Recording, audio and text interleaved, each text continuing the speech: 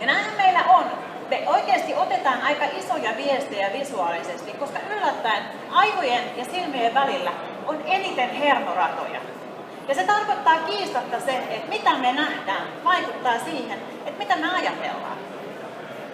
Ei ole olemassa semmoista vaihtoehtoa sitten, että teillä on sellainen kyltti pään päällä, että minä viestin vain ja ainoastaan puhumalla, koska mä oon opiskellut niin kauan ja mä osaan niin paljon, että mä en viesti kuin puhumalla. No, voithan sä kokeilla, että millaista viestiä sillä sitten saisi, jos kannat sitä kylttiä. Mutta se, että siinä viestimisessähän on se yksi ongelma, se, että sitä viestiä lukee aina joku toinen ihminen.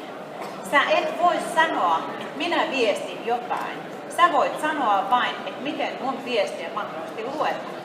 Luetaanko sitä niin kuin mä haluan, vai luetaanko sitä niin, että mä saan jotenkin koko ajan vähän polkea jalkaa ja miettiä, että kun ei jokin viesti mene perille. Niin, jos ei viesti mene perille, silloin vastuu on sinulla. Sinulla on aina vastuu siitä vaikutelmasta, minkä sä annat.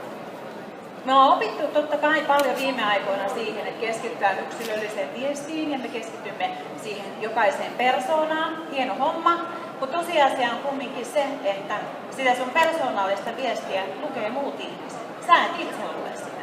Sä et voi itse valita, että mä en oikeasti viesti kuin puhumalla tai kirjoittamalla tai mitä tahansa. Mitä enemmän me eletään digitaalisessa yhteiskunnassa, sitä tärkeämmäksi tämä nousee. Koska kun me ollaan siellä, me viilataan ne fontit ja me viilataan kaikki mahdollinen sinne meidän osaamisesta, meidän yrityksen näkyvyydestä.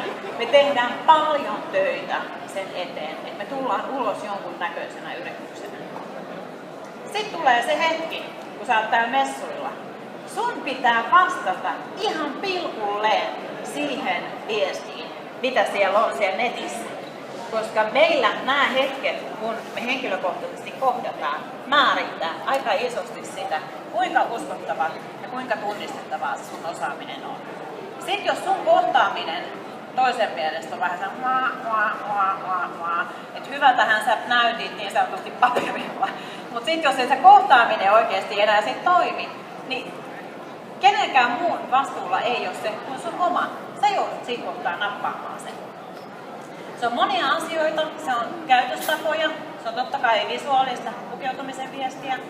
Se pitää sisällään monia asioita.